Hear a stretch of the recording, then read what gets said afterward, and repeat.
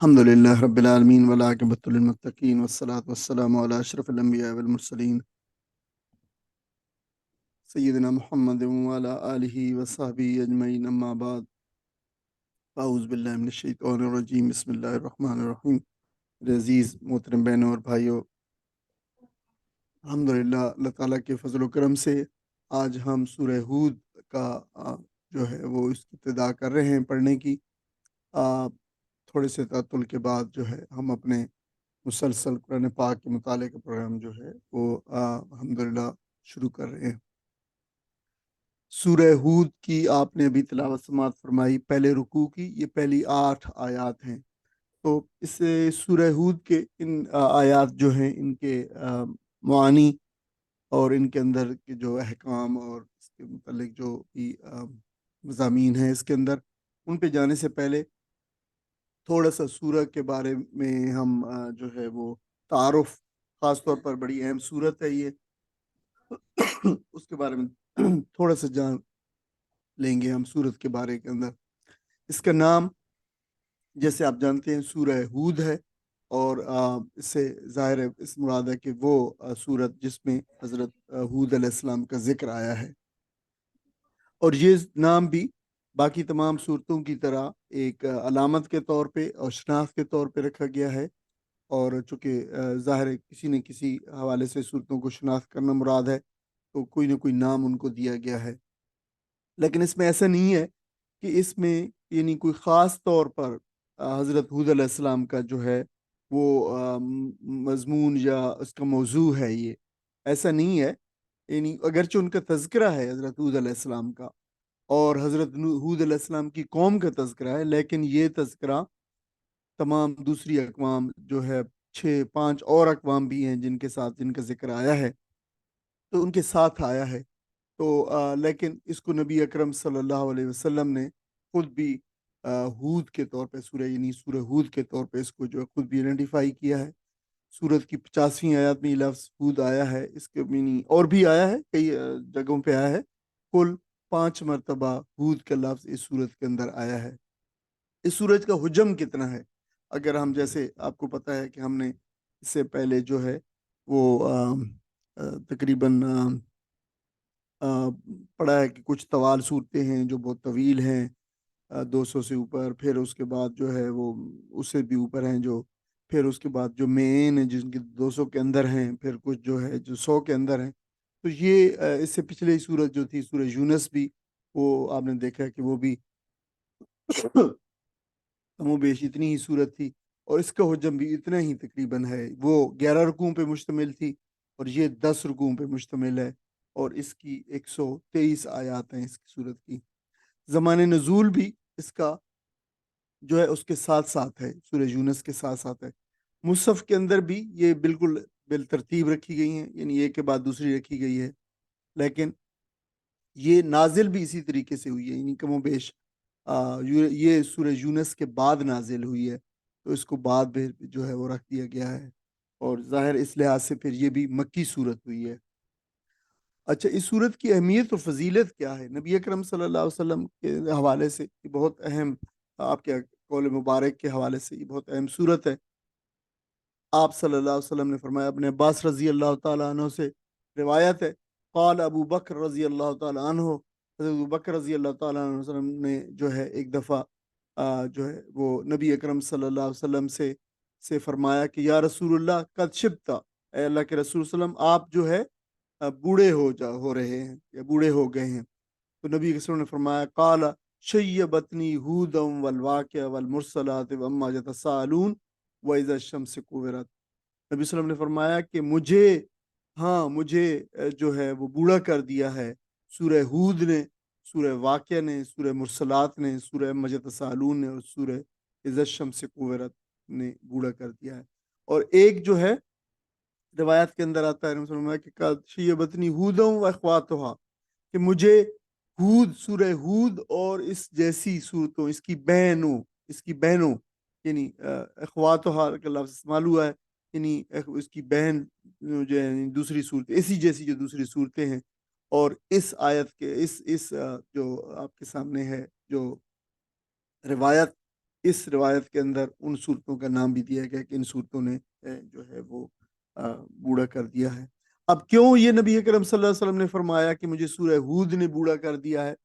وجہ یہ تھی کہ ان صورتوں کے اندر، اور سورہ ہود کے اندر خاص طور پر، اور باقی صورتوں کے اندر بھی جن کا ذکر ہوا ہے، ان صورتوں کے اندر جو تنبیہ کی جا رہی تھی مسلسل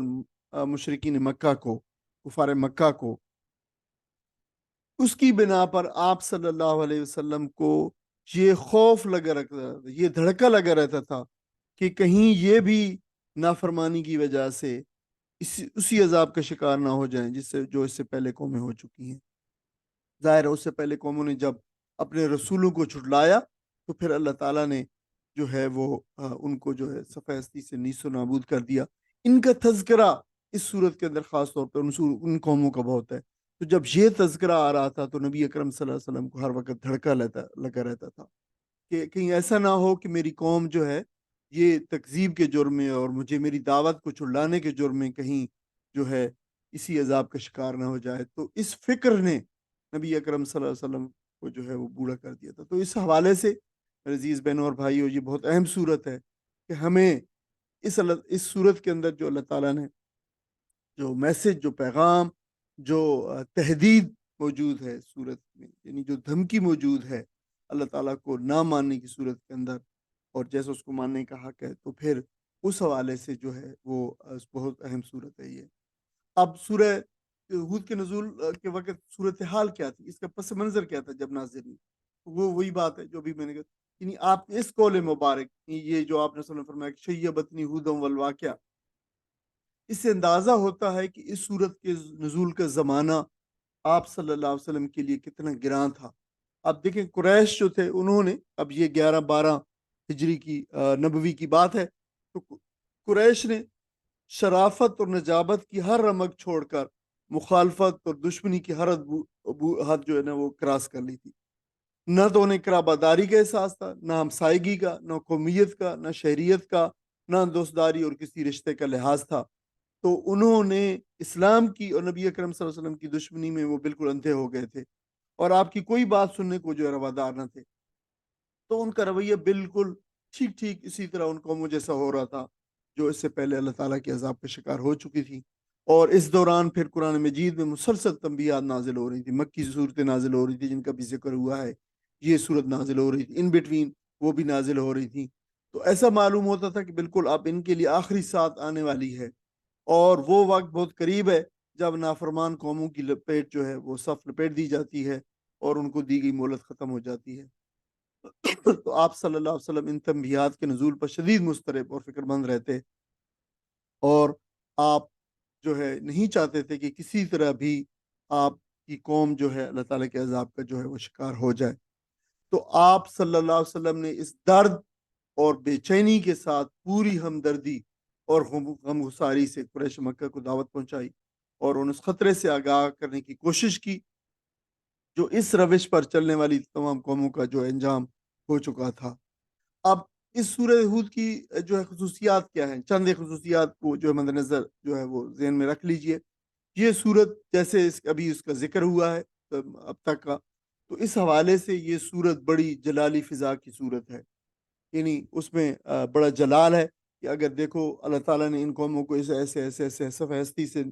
جو ہے وہ نیست و نابود کر ڈالا، اگر تم نے نہ بات مانی رسول کی اور اس کی دعوت کو جھٹلایا تو تمہارا حشر بھی ایسا ہی ہوگا۔ تو بڑی جلالی فضا کی صورت ہے۔ سورہ ہود میں کن اقوام کا تذکرہ ہے؟ اس میں حضرت نوح علیہ السلام کا، حضرت ہود علیہ السلام کا، حضرت صالح علیہ السلام، حضرت شعیب علیہ السلام، حضرت لوط علیہ السلام اور موسیٰ علیہ السلام کی دعوت کا، ان کی رسولوں کا، ان کی دعوت کا اور ان کی اقوام کا تذکرہ ہے کافی تفصیل سے۔ یہ جو 5 رسولوں کا ذکر ہے، یہ تمام کے تمام جزیرۃ العرب میں آئے، عرب پنسلا کے اندر، اور ان تمام رسولوں کی دعوت کو موسیٰ علیہ السلام کی کو چھوڑ کر جو ہے ان رسولوں کی دعوت کو ان کی قوموں نے جھٹلا دیا، تو پھر نتیجہ اللہ تعالیٰ نے ان کو سخت عذاب میں جو ہے وہ پکڑ لیا اور ان کو صفحہ ہستی سے ان کے نام و نشان تک مٹا دیا۔ متعدد رسولوں کی دعوت جو ہے، تاریخ ان کی دعوت جو ہے تاریخ دعوت بیان کی گئی ہے، اور دعوت کا خلاصہ تمام رسولوں کی ایک جملے میں بیان کیا گیا ہے، اور وہ جملہ بار بار ریپیٹ کیا گیا کہ یا قوم اعبدوا ما لکم من الہ غیر، اے میری قوم اللہ کی عبادت کرو اور اس کے سوا تمہارا کوئی معبود نہیں ہے۔ یہ دیکھیں خلاصہ ہے تمام رسولوں کی دعوت کا، اور یہ تمام رسول انبیاء علیہ السلام اسی قوم کی، جو ایک اللہ کی، محض ایک اللہ کی عبادت کرو اور اس کے علاوہ کوئی تمہارا الہ نہیں ہے۔ اب اس صورت کے اندر اور بھی کچھ ذکر ہے، اس قوموں کے قانون ہلاکت کا تذکرہ ہے، law of inhalation of nations کا تذکرہ ہے، اور قانون استبدال کا بھی تذکرہ ہے، لا آف ریپلیسمنٹ کی وضاحت بھی ہے کہ اللہ تعالیٰ کس طریقے سے قوموں کو وقفے وقفے سے مہلت دیتا ہے، اور مہلت دینے کے بعد پھر جب اسی راستے پر، تکذیب کے راستے پر، جھٹلانے کے راستے پر چلتی ہے، تو اللہ تعالیٰ ان کو ہلاک کر دیتا ہے، اور اللہ تعالیٰ ان میں سے نیک لوگوں کو بچا لیتا ہے، اور پھر امامت و قیادت کے لیے ایک اور قوم کو میدان میں لے آتا ہے۔ یہ ان دونوں کا اللہ تعالیٰ کے قوانین کا تذکرہ ہے۔ تمام رسولوں نے اپنی قوموں کو توبہ و استغفار کی دعوت دی ہے تاکہ وہ اللہ پاک کے غضب سے بچ سکیں۔ بہت ہی اہم نکتہ ہے قوموں کی زندگی کے لیے، قوموں کے عروج کے لیے، قوموں کے زوال کے لیے، کہ جب وہ مجموعی طور پر، اجتماعی طور پر اللہ تعالیٰ کی طرف توبہ و استغفار، اس سے توبہ و استغفار کریں گے، اس کی طرف رجوع کریں گے، تو وہ اللہ تعالیٰ کے غیظ و غضب سے بچ سکیں گے، اور ان پر اللہ تعالیٰ کے انعامات ہوں گے۔ اس صورت کا سب سے اہم نمایاں ترین موضوع کیا ہے؟ اگر آپ اس کو جو ہے وہ یاد رکھ سکیں، اور یاد رکھنا چاہیے آپ کو کہ ظاہر اس حوالے سے دعوت اور تنبیہ اس صورت کے نمایاں ترین جو ہے موضوع ہے۔ دعوت اس بات کی ہے کہ سب کی بندگی، تمام چیزوں کی، ہر چیز کی بندگی چھوڑ کر محض اللہ کے بندے بنو، اور اپنی دنیاوی زندگی کا سارا نظام آخرت کی جواب دہی کے احساس پہ قائم کرو۔ یہ جو ہے دعوت دی گئی ہے، اور تنبیہ کس بات کی گئی ہے کہ یہ جو عذاب آنے کے اندر تاخیر ہو رہی ہے، یہ دراصل ایک مہلت ہے جو اللہ تعالیٰ اپنے فضل سے تمہیں دے رہا ہے۔ اگر اس مہلت کے اندر بھی تم نہ سنبھلے اور تم نے اس دعوت کو قبول نہ کیا، تو پھر اللہ تعالیٰ کے نہ ٹلنے والے عذاب کا جو شکار ہو جاؤ گے۔ یہ چند اہم خصوصیات ہیں سورت کی۔ اب سورہ ہود کا ربط کیا ہے؟ دیکھیں سورہ، یہ گزشتہ سورہ یونس کے حوالے سے بھی اس کا تذکرہ ہم پڑھ رہے ہیں، تو کوئکلی ہم جو ہے صرف اس کا تذکرہ کرتے ہیں کہ اس کی سورہ یونس سے بہت مماثلت ہے، بلکہ جوڑا ہونے کا اس کا ربط ہے۔ دونوں مکی دور کے اندر نازل ہوئی ہیں، دونوں صورتوں میں ظاہر مکی صورتیں ہیں، تو ایمانیات ثلاثہ تو لازمی ذکر کیا گیا ہے، یعنی توحید، رسالت اور کا تذکرہ لازمی ہے، اور اس کے بعد پھر نبی اکرم صلی اللہ علیہ وسلم کی رسالت کے ساتھ ساتھ قرآن کے اعجاز کا بھی ذکر ہے دونوں صورتوں کے اندر۔ سورہ یونس 11 رکوعوں پہ مشتمل ہے، اس میں 2 رکوع جو ہے انبیاء اور رسول سے متعلق ہیں، حضرت نوح اور حضرت موسیٰ علیہ السلام کا ذکر ہے، اور باقی 9 رکوعوں میں اللہ تعالیٰ کی نعمتوں اور قدرتوں کا تذکرہ ہے، اس کے حوالے سے دعوت دی گئی ہے۔ امام شاہ ولی اللہ رحمہ اللہ نے اس کو پھر تذکیر بے آلاء اللہ کہا ہے، انہوں نے یہ جو ٹرم ہے یہ کوائن کی ہے، اور یہ جو ہے بتایا ہے کہ تذکیر بے آلاء، آلاء آپ کو پتہ ہے نعمتوں کا اس کا ترجمہ نعمتیں، یعنی اللہ تعالیٰ کی نعمتوں کے حوالے سے تذکیر اور دعوت، اس کو تذکیر بے آلاء اللہ کہا گیا ہے۔ سورہ ہود کے اندر 10 رکوع ہیں، 11 سورہ یونس کے 11 رکوع کے مقابلے میں، اور اس میں 6 رکوع جو ہے انبیاء اور رسول، یعنی انبیاء اور رسولوں کا تذکرہ ہے، اور یہ انبیاء اور رسول کا تذکرہ، اس کو امام شاہ ولی اللہ رحمہ اللہ نے التذکیر بایام اللہ کہا ہے، اللہ تعالیٰ کے دنوں کے حوالے سے تذکیر، جس میں نوح علیہ السلام کا ذکر 2 رکوعوں پہ ہے، اور یہ سب سے زیادہ جامع ترین مقام ہے جہاں نوح علیہ السلام کا ذکر ہے، اور باقی 3 رکوعوں کے اندر التذکیر بآلاء اللہ ہے، یعنی اللہ تعالیٰ کی نعمت اور قدرتوں کا ذکر ہے۔ دونوں کے میں منکرین توحید، منکرین رسالت اور آخرت، یعنی 3 جو ایمانیات ہیں، ان کے منکرین کے خلاف اتمام حجت ہے، اور سورہ ہود میں اتمام حجت کے بعد توبہ استغفار کی دعوت بھی ہے، اور ساتھ ساتھ جھٹلانے کی دھمکی بھی دی گئی ہے۔ سورہ ہود کے جو اہم مباحث ہیں، اگر آپ کہیں کہ 15-20 اہم مباحث کیا ہیں، تو وہ اس جو ہے وہ ریپرزنٹیشن جو ہے ڈائگرامیٹک ریپرزنٹیشن میں دیے گئے ہیں۔ یہ کوئک اگر آپ کوئی ریویو کرنا چاہے سورت کو کہ سورت کے اہم مضامین، سورت کے مباحث کیا ہیں، تو اس سے آپ جو ہے کوئک آپ کے لیے ایک ریفرنس جو ہے وہ پکچر ریفرنس سلائیڈ ہے، تو آپ اس سے جو ہے وہ دیکھ سکتے ہیں۔ ہم آتے ہیں سورہ سبق کی طرف۔ اللہ تعالیٰ نے ارشاد فرمایا الف لام را، آپ کے علم میں ہے یہ الفاظ جو ہوتے ہیں اکٹھے لکھے ہوتے ہیں، ان کو الگ الگ پڑھتے ہیں، الف کو الگ، لام کو الگ، را کو الگ، یہ حروف مقطعات ہیں، اس کے بارے میں ہم پہلے اس کے معنی جو ہے وہ اس کی وضاحت نہیں کی گئی ہے، اللہ اور اس کے رسول جو ہے اس کے معانی جانتے ہیں۔ کتاب उहकिमत आयातु किताबुन, ये किताब है। इसके बारे में असल में ये लफ्ज से पहले एक माजूफ है, ओमिटेड है, हाजा किताबुन, ये कुरान मजीद यानी इसके तरफ जिक्र है कि उहकिमत, ओकेमत आयात, ओकेमत जो है मोहकम जैसे लफ्ज है उसी बिल्कुल। और आज मैं एक बताना बात जिक्र करना भूल गया कि आपके जो जो जो आज का जो सबक है इसके अंदर, ये मक्की सूरत है, मक्की सूरत में निस्बतन मुश्किल अल्फाज होते हैं मदनी सूरतों की निस्बत, लेकिन तमाम के तमाम अल्फाज आज के सबक के अंदर तकरीबन तकरीबन हम उर्दू के हवाले से उनको पहचान सकते हैं और इस्तेमाल होते हैं। मोहकम ओकेमत से यानी अहकामा, युहकिमु इहकामन, इहकाम यही लफ्ज होता है जो उर्दू में इस्तेमाल होता है मजबूत करना, मुहकम करना। ये किताब है जो मुहकम की गई है, आयातुहू, जिसकी आयात को, जिस ये वो किताब है जिसकी किताब इसकी आयात को मुहकम किया गया है। हम फिर थोड़ी सी तफसील देखेंगे मुहकम के मानी के अंदर। सुम्मा, फिर उसके बाद फुस्सिलत, ये फुस्सिलत फस्सला युफस्सिलु तफसीलन, ये भी लफ्ज जो तफसील देखें इसके जो मसदर है ये भी उर्दू में इसी तरह एज इट इज इस्तेमाल होता है, तफसील से खोल कर बयान करना। फिर सुम्मा फसिलत, फिर वो खोल कर बयान की गई, यानी आयात को खोल कर अल्लाह ताला ने बयान कर दिया है, उनमें कोई कजी और टेढ़ नहीं है। मिल्लदुन हकीमुन खबीर, मिन मिन मतलब से, लदुन पास। अच्छा, ये लदई जो उर्दू में कुरान में इस्तेमाल होता है लदई, पास, वही जो है अगर लदई से पहले मिन आ जाए तो लदुन बन जाता है, हो जाता है। तो ये दोनों लदुन लदई दोनों दो सूरतें इस्तेमाल हुई हैं इसकी। पास का मतलब मेरे पास, मिल्लदुन, मिल्लदुन्ना हमारे पास। अल्लाह ताला ने पहले भी इसके बारे में फरमाया कि हमारे पास है ये किताब, और मैं मिल्लदुन जो है वो किससे है, हकीम उन खबीर, एक हकीम बाहिकमत, खबीर जानने वाले, बाखबर, हिकमत वाले की तरफ से, के पास से है या उसकी तरफ से है या उसके पास से है। लदुन जो है ये ज़र्फ़ मकान है, स्पेस एडवर्ब है। बिल्कुल ऐसी ये इसके करीब करीब एक और लफ्ज़ इस्तेमाल होता है इंदी या इंदा, इंदा, इंदा भी इसी तरह जो है वो पास के मानी होता है, लेकिन इंदा और लदुन में ये फ़र्क है कि इंदा जो है वो स्पेस एडवर्ब भी है और टाइम एडवर्ब भी है, जबकि जो लदुन है ये सिर्फ स्पेस एडवर्ब है। ज़र्फ़ मकान भी है वो और ज़र्फ़ ज़मान भी है, लेकिन जो जो लदुन है ये सिर्फ स्पेस एडवर्ब है। अगर आप याद रख सकें तो ज़रूरी नहीं है। अल्लाह ताबुदू, अल्लाह, देखिए ये अल्लाह जो है ये दो लफ्ज़ हैं अलग अलग, अन और ला, उनको इकट्ठा लिखा गया है तो ज़ाहिर है फिर इस तरह लिखा जाता है अल्लाह। और जब तर्जमा करते हैं तो इन इकट्ठे अल्फाज को जो जिनसे ये मिलकर बने होते हैं उनके तर्जमे कर कि ना इबादत करो। अल्लाह जो है अन और ला से मिलकर बना है कि ना इबादत करो इल्लल्लाह, मगर अल्लाह की। इन्ननी, बेशक मैं, लकुम, तुम्हारे लिए, मिन हो उससे, उसकी तरफ से यानी अल्लाह की तरफ से, नज़ीरुन, मैं खबरदार करने वाला हूँ, व बशीरुन, और खुशखबरी देने वाला हूँ। व अनिस्तगफिरू, व अनिस्तगफिरू, और अन के, अस्तगफिरू, अस्तगफिरू, तुम मगफरत चाहो। ये इस इस्तगफरा, यस्तगफिरू इस्तगफारन, बख्शिश मांगना, ये उर्दू में एज इट इज इस्तगफार इस्तेमाल होता है। रब्बकुम, अपने रब से तुम इस्तगफार चाहो, बख्शिश मांगो अपने रब से। नबी अकरम सल्लल्लाहु अलैहि वसल्लम की ज़बान से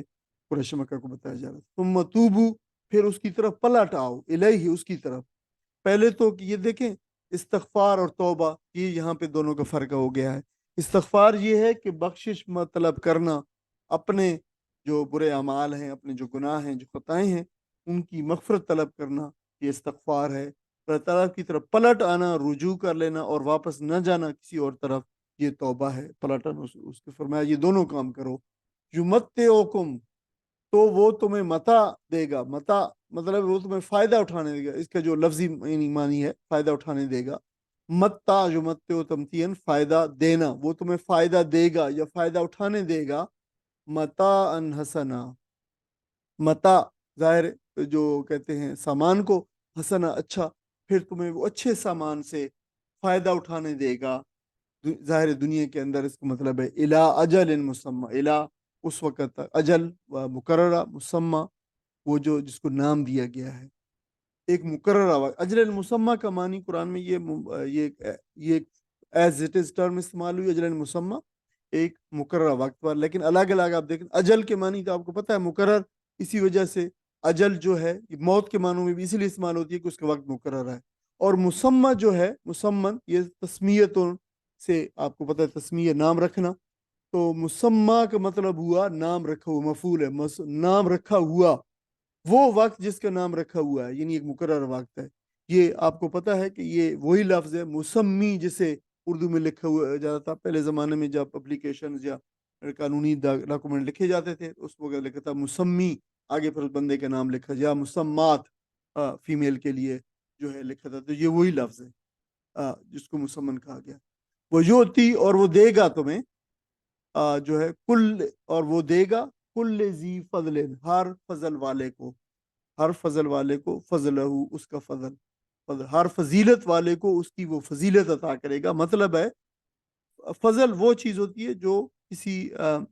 جو حق ہوتا ہے اس سے زائد کوئی چیز ہوتی ہے، تو ہر زیادہ عمل کرنے والے کو اس کا زیادہ اجر دے گا، یہ مراد ہے. وَإِن تَوَلَّوْا اور اگر تم منہ موڑ لو پھر جاؤ، یہ تولا یا تولا تولین منہ پھیرنا، پلٹ یعنی پیٹ پھیرنا، اگر تم منہ یعنی اس میسج اس پیغام سے تم یہ بات نہ مانو جو رسول لے کے آیا ہے، تو اور یہ تولو آپ کو پتہ ہے ہر جگہ پہ اسی طرح تولو اصل میں ہوتا ہے لیکن میں حذف ہو جاتا ہے. فَإِنِّي تو میں اخافو مجھے ڈر ہے علیکم تم پر، عذاب یوم کبیر ایک بڑے دن کے عذاب کا ڈر ہے مجھے تم پر. اب اس کی ترجمہ پڑھ لیں گے. الف لام را، وہ کتاب ہے جس کی آیتیں پختہ اور مفصل ارشاد ہوئی ہیں ایک دانا اور باخبر ہستی کی طرف سے کہ تم بندگی نہ کرو مگر صرف اللہ کی، میں اس کی طرف سے تم کو خبردار کرنے والا بھی ہوں اور بشارت دینے والا بھی. اور یہ کہ تم اپنے رب سے معافی چاہو اور اس کی طرف پلٹ آؤ تو وہ ایک مدت خاص تک تم کو اچھا سامان زندگی دے گا اور ہر صاحب فضل کو اس کا فضل عطا کرے گا. لیکن اگر تم منہ پھیرتے ہو تو میں تمہیں حق میں ایک بڑے ہولناک دن کے عذاب سے ڈرتا ہوں لکھا ہوا. ڈرتا ہوں تمہارے حق میں ایک بڑے دن ہولناک دن کے حساب سے ڈرتا ہوں. جزاک اللہ خیر. اب دیکھیں یہ دو الگ الگ بڑے جو ہے ڈسٹنکٹ میسیجز ہیں، ہم اس کو دیکھ رہے ہیں. پہلی تو بات جو پہلی آیت کے اندر ہی بیان کی گئی ہے. اب یہ سورت کا بالکل ابتدائیہ ہے جسے ہم مقدمہ بھی کہتے ہیں، پریفیس ہے، اور اس پریفیس کے اندر ہی قرآن مجید کی عظمت کا تذکرہ کیا گیا ہے کہ یہاں کتاب سے مراد یقینی طور پر قرآن کریم ہے جس کی دو صفات یہاں پہ بیان کی گئی ہیں. پہلی صفت یہ ہے کہ اس کی آیات محکم ہے، یعنی جس کا تعلق یعنی اس محکم اس صفت کا تعلق قرآن مجید کی فصاحت سے ہے، اس کی بلاغت سے ہے، اس کی اعجاز سے ہے. اور محکم یعنی احکام کے معنی ہوتے ہیں کسی چیز کو اچھی طرح گانٹھنا،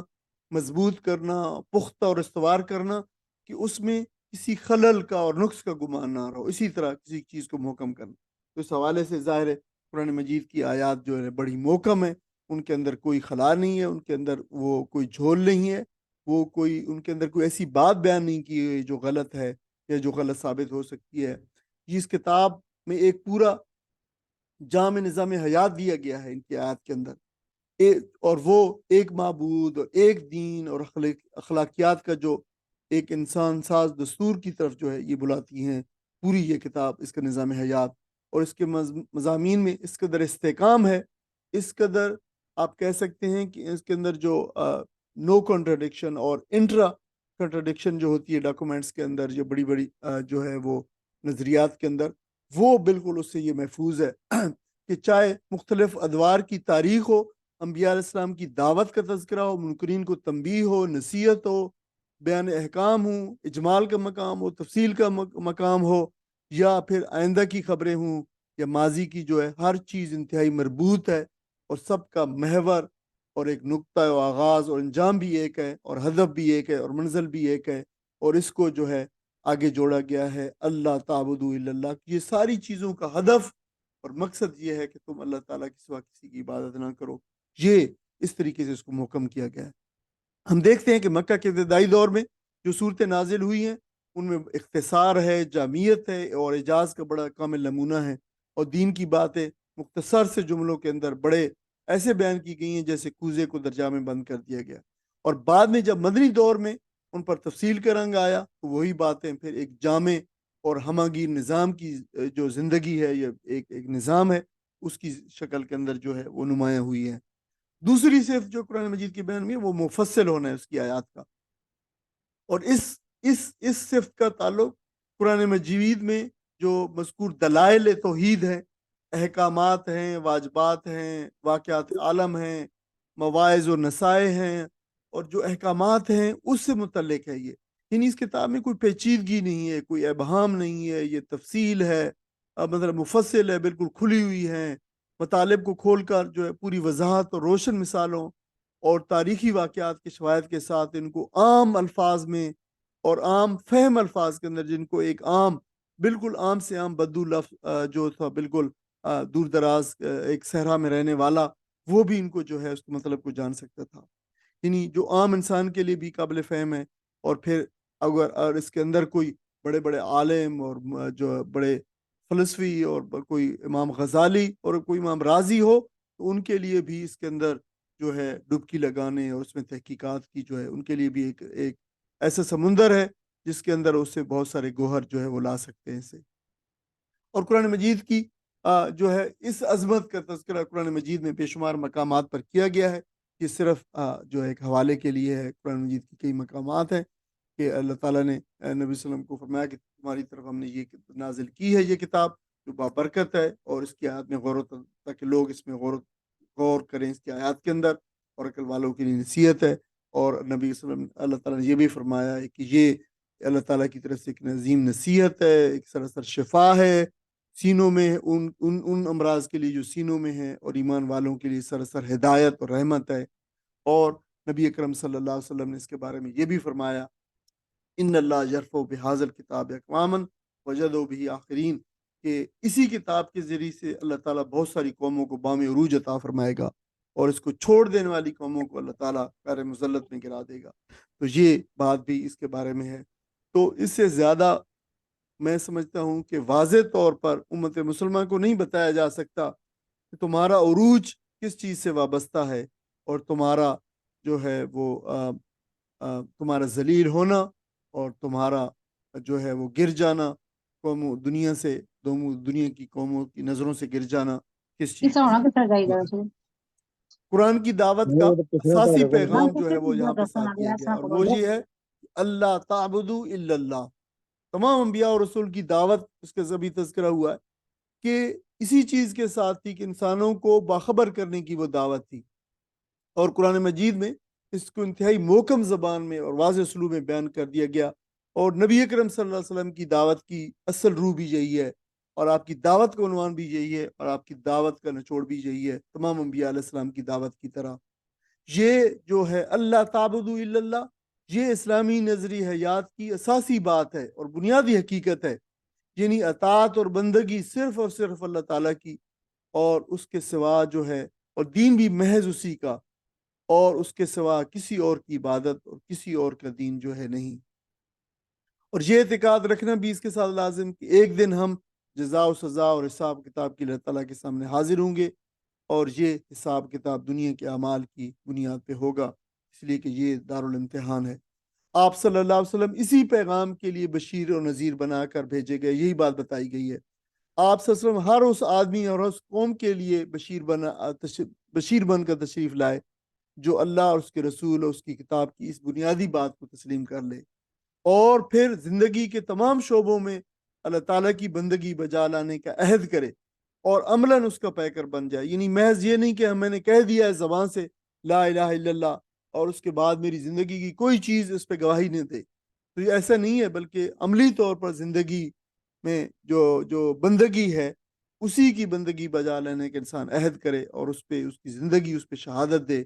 اور عملاً اس کی زندگی اس کا پیکر ہو، یعنی نظام میں زندگی اللہ کا ہو، عبادت اللہ کی ہو، اطاعت اور حکمرانی اللہ کی ہو، اور صرف اللہ کی ہو، اور بندگی جب اللہ کی ہو تو اس میں ساتھ ساتھ یہ بات بھی شامل ہے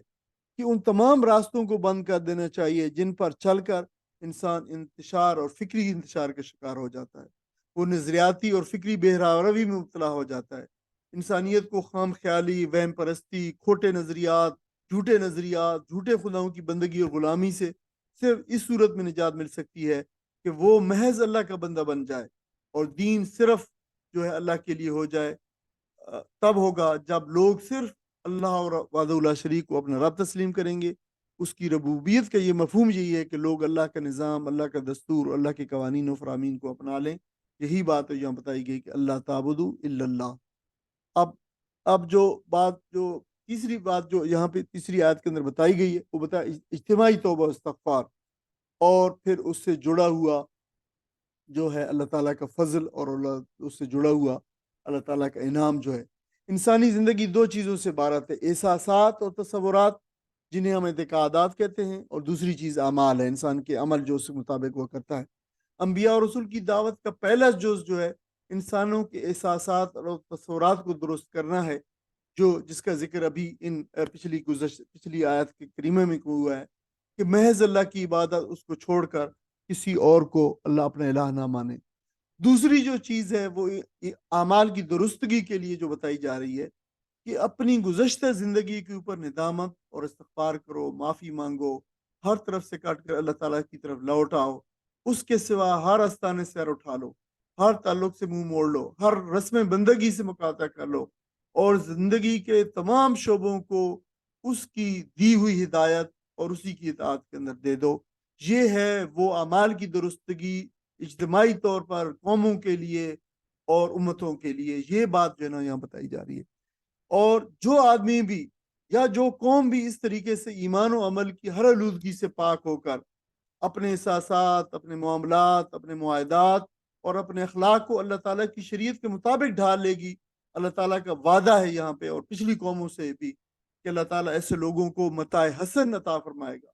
بہترین متاع عطا فرمائے گا اس دنیا کے اندر۔ آپ دیکھ لیں کہ یہ ابھی اگر آپ مکہ اور عربیہ کے اندر جائیں اور وہاں پہ ان کے بیرن اور بالکل جو زمین ہے وہاں پہ مکہ اور اس ارد گرد اور پورے جو ہے اس کے سراؤنڈنگز کے اندر، تو آپ حیران ہو جاتے ہیں کہ 21ویں صدی کے اندر بھی کس طریقے سے یہ بہت ساری جو ہے وہ پانی اور اس کی کلٹیویشن اور سب چیزوں سے جو ہے ابھی وہاں پہ نہیں ہے۔ تو دیکھیں کہ 1500 سال پہلے جب یہ ساری چیزیں ان میں سے کچھ بھی نہیں تھا، یعنی تب بھی جب ان لوگوں نے جو نبی اکرم صلی اللہ علیہ وسلم کے ساتھ تھے انہوں نے اپنے آپ کو اللہ تعالیٰ کی اس ہدایت اور اطاعت میں دے دیا، تو کس طریقے سے رسائل اور وسائل کے نہ ہونے کے باوجود دنیا کی دو بڑی سپر طاقتیں جن کے پاس دنیا کے زرخیز ترین جو ہے وہ مقامات تھے اور پانی تھے اور فوجیں تھیں، اور دنیا کی جو جی ڈی پی کا جن کا جو سب سے جو اس پہ قابض تھے، وہ 11 سال کے اندر محض جو ہے وہ ان کے اندر جو ہے وہ سرنڈر کر دیا انہوں نے، اور ان کے سامنے جو ہے وہ بالکل تحلیل ہو گئی۔ تو متاع حسن سے کیا مراد ہے؟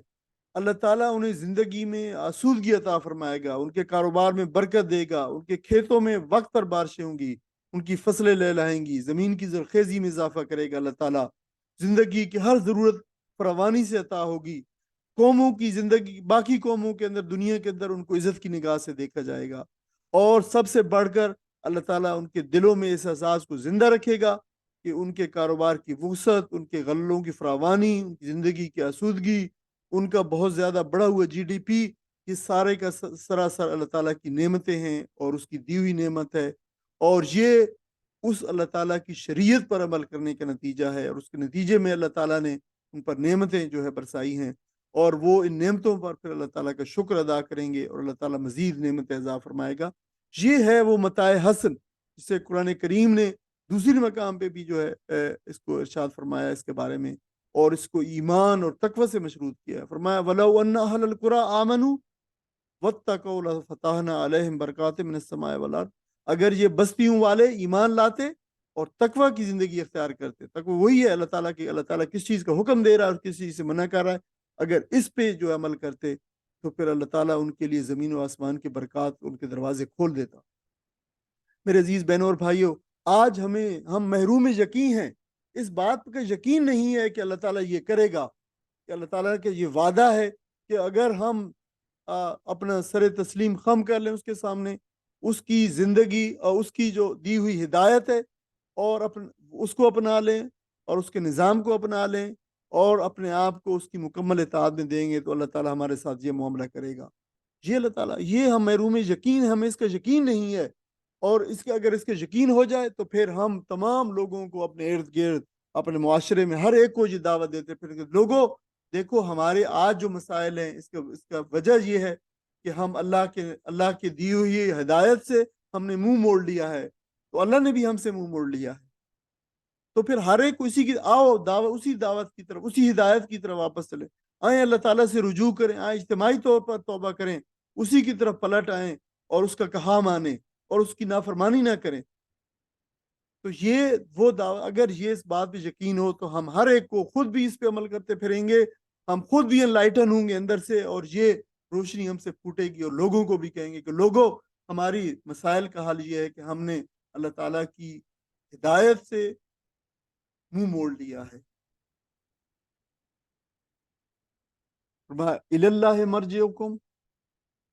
اللہ اللہ کی طرف ہی ہے، اللہ کی طرف ہی ہے، مرجعکم، مرجع لوٹنا، رجوع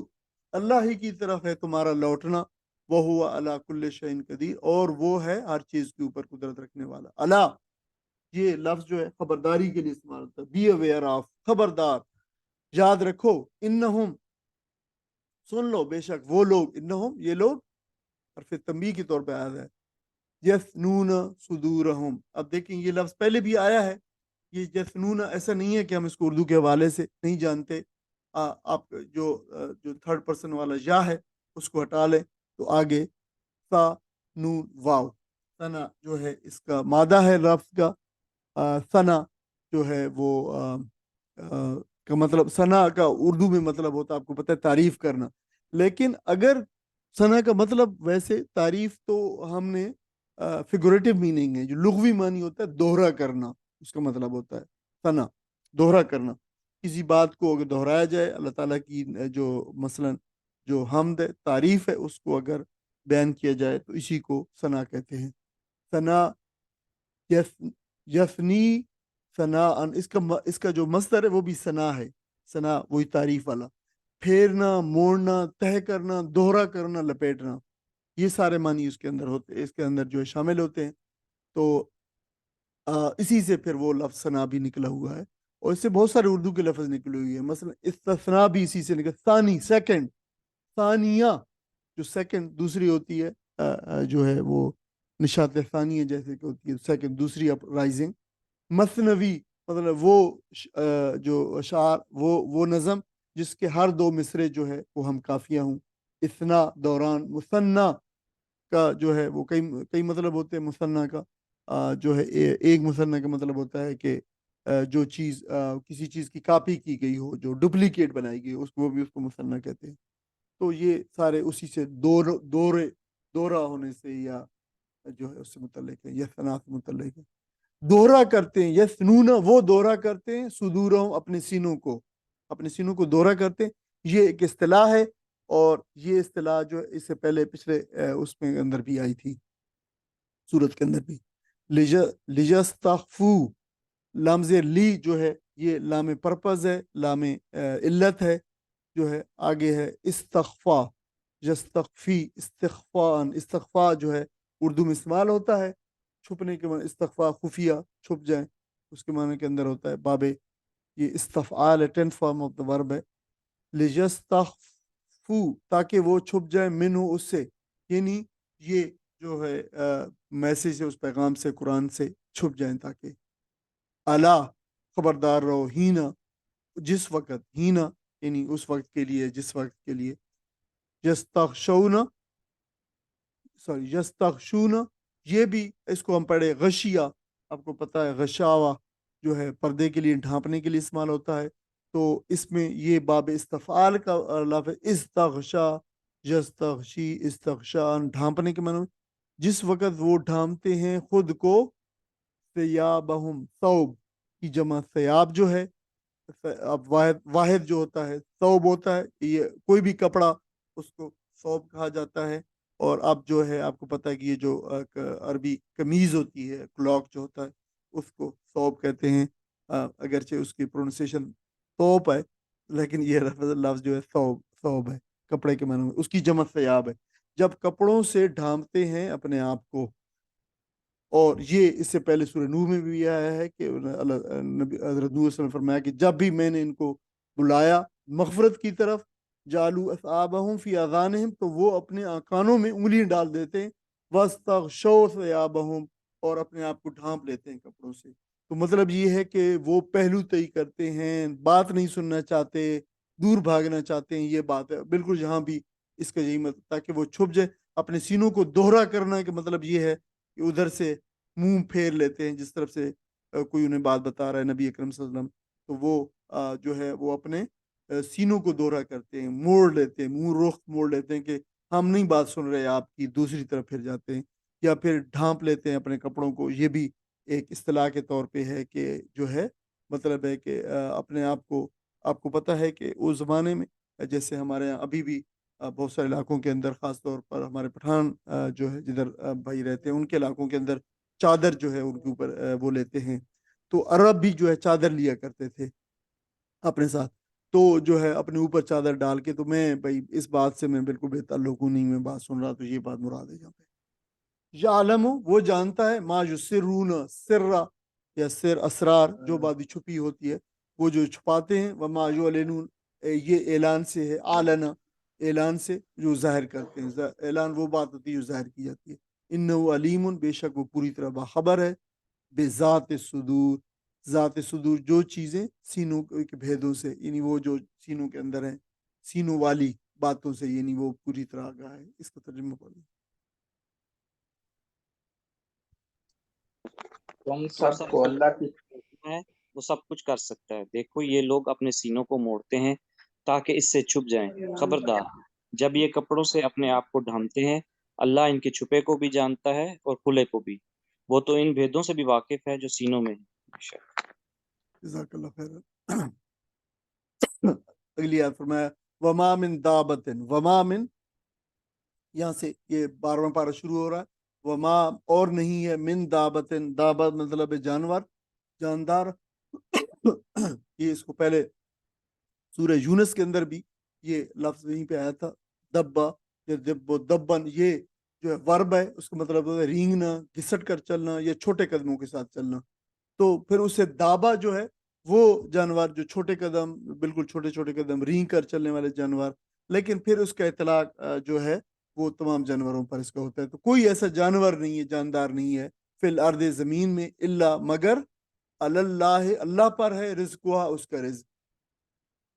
اور رزق سے مراد جو ہے وہ محض کھانا پینا یا مادی اشیاء نہیں ہے، بلکہ یہ مادی اور مانوی تمام اشیاء کے اوپر ہے. ہر چیز جو ہے جو اللہ تعالیٰ نے عطا فرمائی وہ رزق ہے. یعلم، اور وہ جانتا ہے، مستقرہا، اس کا مستقر وہ جانتا ہے. اردو میں استعمال ہوتا ہے مستقر، جو ہے رہنے کی جگہ کو کہتے ہیں. استقرار ان سے، استقرار پکڑنا، کسی چیز پہ جگہ پہ ٹھہر جانا. تو کسی کے ٹھہرنے کی جگہ جو ہے مستقر ٹھکانا جو ہے وہ مستقر ہے. اللہ تعالیٰ اس کے ٹھکانے کو جانتا ہے جہاں پہ وہ رہتا ہے. وہ مستعودہ آہا، وہ مستعودہ آہا، اور وہ اس کے سونپے جانے کی جگہ کو. اچھا، یہ دونوں لفظ بھی اور یہ دونوں مستقر اور مستعودہ بھی سورہ یونس کے اندر آئے تھے. یہ دونوں لفظ، اس کا استودع یستودع، استیداء، امانت کے طور پر رکھنا، ودیت کرنا کسی چیز پہ. تو یہ جو دو لفظ ہیں ان کو اب جان لیں. اچھا، مستودع امانت میں رکھنے کی جگہ جو ہے، جو جہاں بھی کوئی بھی جگہ حفاظت کی جگہ جہاں سے کوئی چیز رکھی جائے، امانتاً رکھی جائے، اس حوالے سے شکم مادر جو ہے، مادر کا شکم جو ہے، قبر، زمین، سٹور، ہر چیز مستودع جو ہے اس پہ اس کا اطلاق ہوتا ہے. لیکن یہاں پہ کیونکہ یہ مستقر کے مقابل استعمال ہوا ہے تو یہاں پہ جو ہے قبر مراد ہے. یہاں پہ اس سے کیوں قبر مراد ہے؟ اس سے کہ بتایا گیا ہے کہ اللہ تعالیٰ جانتا ہے جہاں پہ وہ رہتا ہے اس دنیا کے اندر، اور اللہ تعالیٰ اس جگہ کو بھی جانتا ہے مرنے کے بعد جہاں پہ یہ ہوگا. اس کی قبر کہاں پہ بنے گی، اس کی قبر ہوگی کہ نہیں ہوگی، یہ کسی مچھلی یا درندے کے پیٹ میں جائے گا یا کیا ہوگا، یا جل جائے گا، اس کی خاک کہاں جائے گی.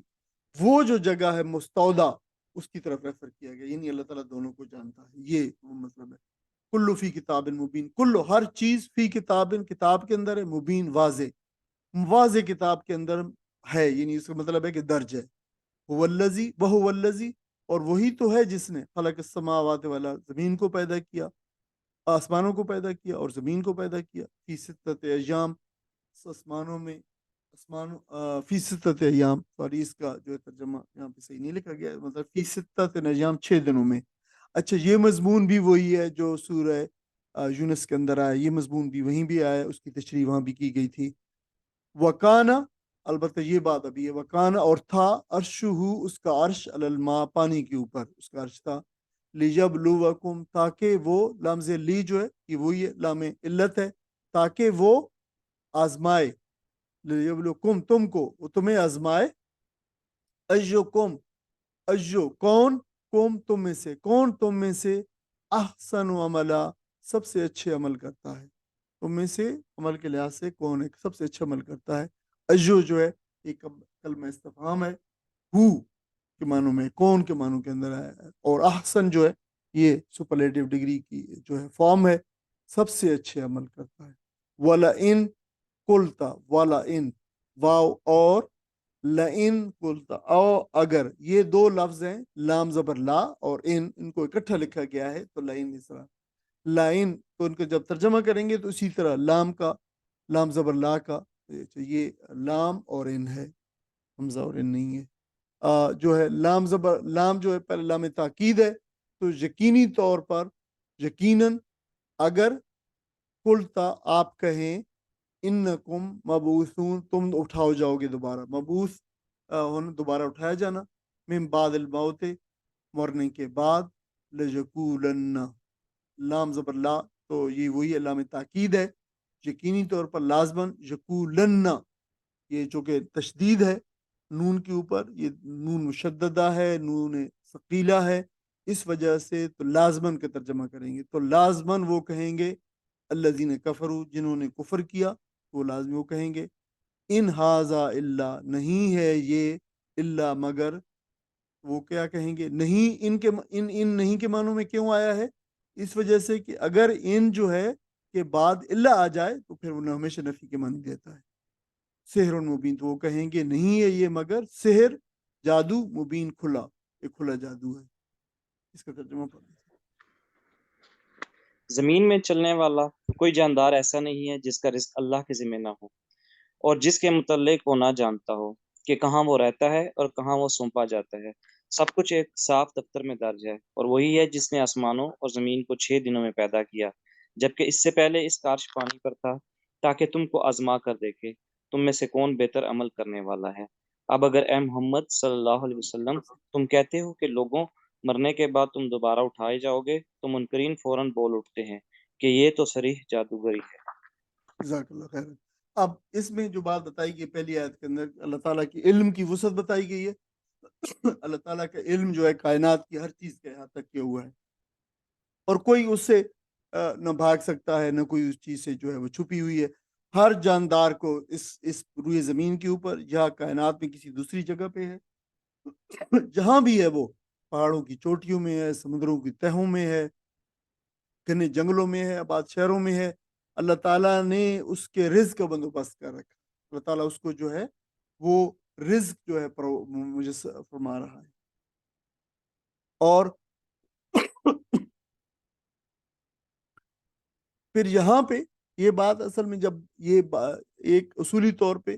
ایک بٹوین دا لائنز تو یہ بات بتائی گئی ہے کہ اللہ تعالیٰ نے جو ہے وہ ہر چیز کا احاطہ بھی کیا ہوا ہے. اللہ تعالیٰ نے ہر جو ہے وہ رزق کی, تمام جانداروں کے رزق کی بھی اللہ تعالیٰ نے پہ وہ کیا ہے, بندوبست فرمایا ہے. لیکن دراصل یہ ایک ملامت بھی ہے, یہ جو بات بتائی گئی ہے کہ نبی اکرم صلی اللہ علیہ وسلم کی دعوت اور پیغام سے اپنے آپ کو چھپانے والے جو تھے, جو اپنے سینوں کو دورہ کرتے تھے اور اپنے اوپر کپڑا ڈال لیتے تھے کہ ہم جو یہ بات نہیں سننے والے, اور یہ بات ہم سے جو ہے وہ پیروتئی کر رہے ہیں, تو ان کو ایک ملامت بھی ہے کہ ہے پھر ان لوگوں پر جو اس رسول صلی اللہ علیہ وسلم کی بات سننے سے گریز کر رہے ہیں, اور اس کی رسول کی دعوت پر کام دھرنے کو جو تیار نہیں ہے. کبھی تم نے اس بات پہ غور کیا ہے کہ تم اپنی جس جو ہے اپنی دولت اور امارت کا جو ہے وہ فخر کرتے ہو, جن نعمتوں پہ تم اتراتے ہو, جس عیش و عشرت نے تمہیں اندھا کر رکھا ہے, یہ سب آخر تمہیں کس نے دیا ہے؟ اس حوالے سے یہ بھی بات بتائیے گا کہ سارے کا سارا تو اللہ تعالیٰ نے رزق کا میسر کیا، یہ نعمتیں تمہیں کون عطا کرتا ہے، یہ لذت کام و دہن جو ہے تمہیں کس نے بہراور کر رکھا ہے، اس سے تمہیں کون فائدہ اٹھانے دے رہا ہے؟ آدمی جس کا کھاتا ہے اسی کا گاتا ہے، اور جس کے احسانات سے فیضیاب ہوتا ہے اسی کے سامنے ہمیشہ سر جھکائے رکھتا ہے۔ لیکن انہیں بتایا گیا کہ تمہیں نہ تو اللہ کی رزق رسانی یاد آتی ہے کہ اس نے ہمیں یہ سہولتیں اور یہ نعمتیں میسر کی ہیں، اور نہ اس کے احسانات ربوبیت تو تمہیں یاد آتے ہیں۔